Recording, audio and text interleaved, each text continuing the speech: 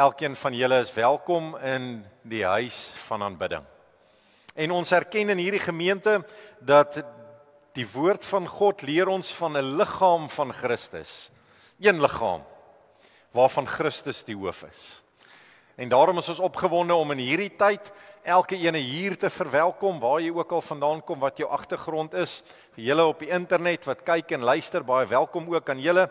En in hierdie week wat vir ons voorlê, hier uit ons gemeente wat ons laaste oomblikke voor die kruisiging voorstel.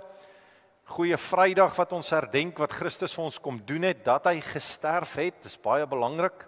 Dat Jesus wel gesterf het, want ons gelowe wat glo, maar hy het nie gesterf nie, hy het net verdwyn. En meer belangrik nog, Sondagoggend, dat hy opgestaan het. As Jesus nie opgestaan het nie, was alles verniet.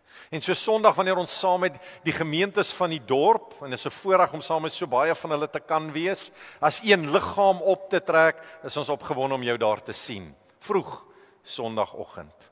Vir die wat sukkel met vroegoggend, gaan slaap vroeër. Sit jou foon af.